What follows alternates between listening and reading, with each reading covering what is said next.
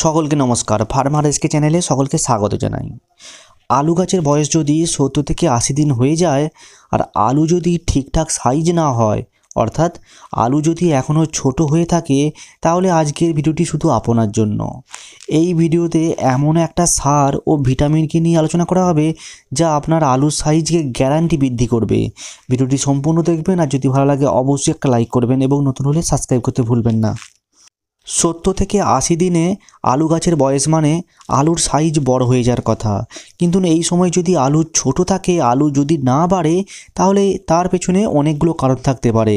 আর সেই কারণগুলো হয়তো আপনিই তৈরি করেছেন। আপনি কি করেছেন? কাণ্ড পচা রোগকে দমন করার জন্য বারবার ওষুধ ব্যবহার করেছেন। এই ওষুধগুলো কি করে জানেন তো? আপনার আলুর ফলন বাড়াতে বাধা দেয়।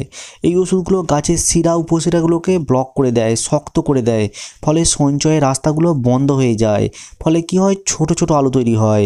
এছাড়া বারবার বিভিন্ন ধরনের পিজিআর ব্যবহার করলে কি হয়? আলু না বড় হয়ে আলু গাছ বড় হয়ে যায়। ফলে কি হয়? আলুর ফলন কমে যায়। এছাড়া বারবার দামি সিস্টেমিক ফাঙ্গিসাইড অর্থাৎ ছত্রাকনাশক ব্যবহার করলে গাছ দুর্বল হয়ে যায়। ফলে আলুর ফলন কমে যেতে পারে।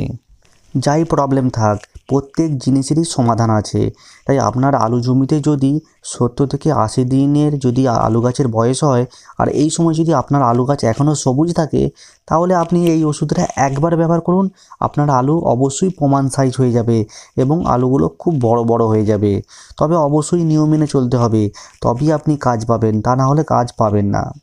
70 থেকে 80 দিনের আলু গাছ মানে তাতে বিভিন্ন ধরনের রোগ আছে, অর্থাৎ আলু গাছে বিভিন্ন ধরনের রোগ অবশ্যই ভেতরে আছে। সেটা নাভি ধসা হতে পারে, জলদি ধসা হতে পারে এবং কাণ্ড পচা হতে পারে। তাছাড়া তার সাথে বিভিন্ন ধরনের পোকামাকড়ের আক্রমণ আছে। এক কথায় 70 থেকে 80 দিনের আলু গাছ মানে গাছ অনেক দুর্বল হয়ে গেছে, গাছ অনেক বুড়ো হয়ে গেছে এবং সেটা আর বেশি দিন বাঁচবে না।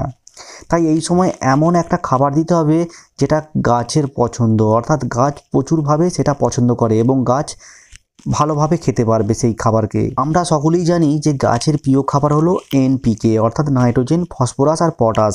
তাই এই সময় আমরা নেবো হচ্ছে 19-19-19, অর্থাৎ এনপিকে 19-19-19। এটা নেবো আমরা 1 লিটার জলে মাত্র 60 গ্রাম। সঙ্গে নেবো প্রোজিব, সুমিটোমো কোম্পানির। এটা হচ্ছে একটা পিজিআর। এতে আছে জিব্রালিক অ্যাসিড, পুরো হাই কোয়ালিটি জিব্রালিক অ্যাসিড, যেটা আমেরিকা থেকে সোজা ভারতবর্ষে আসে। এটা 2.5 গ্রামের একটা হচ্ছে প্যাকেট আছে, অর্থাৎ 2.5 গ্রামের প্যাকেট আছে। সেই প্যাকেটকে 3টে ভাগ করে নেবেন। সেই 3 ভাগের 1 ভাগ দেবেন হচ্ছে। এর সাথে নেবো আমরা ইন্ডোফিল কোম্পানির মক্সিমেট 60 গ্রাম। আপনারা মক্সিমেটের জায়গায় যে কোনো কোম্পানির সাইমক্সিলিন ম্যানকোজেবও ব্যবহার করতে পারেন। এই 3খানা ওষুধকে একই সঙ্গে একই ড্রামে মিশিয়ে স্প্রে যদি করা হয়, গাছ 100% গ্রহণ করবে এবং ধীরে ধীরে ফলটা আপনাদের বড় হয়ে যাবে। এই সময় অবশ্যই আপনারা হালকাভাবে জমিতে সেচ দেবেন, তবে ভালো কাজ পাবেন। আর আপনারা এই সময় একটা কোশ্চেন করতে পারেন যে আমি আবার কেন এনপিকে 19-19 ব্যবহার করব। এখানে 19-19-19 ব্যবহার করার প্রধান কারণ হলো, গাছকে যদি আপনি এই সময় সার অর্থাৎ এনপিকে না দেন, তাহলে আপনার গাছ সেই অন্যান্য যে ভিটামিন আপনি ব্যবহার করছেন সেটা গ্রহণ করবে না। আপনি যদি এনপিকের সাথে অন্যান্য ভিটামিন ব্যবহার করেন, তাহলে গাছ সেটাকে 60 থেকে 70% গ্রহণ করবে। আর আপনি যদি এই সময় অন্য কোনো সিঙ্গেল ভিটামিন ব্যবহার করেন, তাহলে গাছ সেটা থেকে মাত্র 10 থেকে 20% ব্যবহার করবে। অর্থাৎ অন্যান্য ভিটামিন গাছ আর গ্রহণই করবে না, কারণ গাছের বয়স হয়ে গেছে, গাছ আর খেতে ইচ্ছুক না। ঠিক আছে? সেই জন্যই এখানে এনপিকে 19-19কে নিয়ে অন্যান্য ভিটামিনকে অর্থাৎ প্রোজিবকে এর সাথে মিশিয়ে দিয়ে দেওয়া হচ্ছে, যাতে গাছ দ্রুত গ্রহণ করে নেয়, বেশি পরিমাণ ভিটামিনটা গ্রহণ করে নেয়, যাতে ফলটা ছোট ছোট আলুগুলো যাতে বড় হয়ে যায় সহজে। তাই ভিডিওটি যদি ভালো লাগে অবশ্যই একটা লাইক করবেন এবং সাবস্ক্রাইব করতে ভুলবেন না।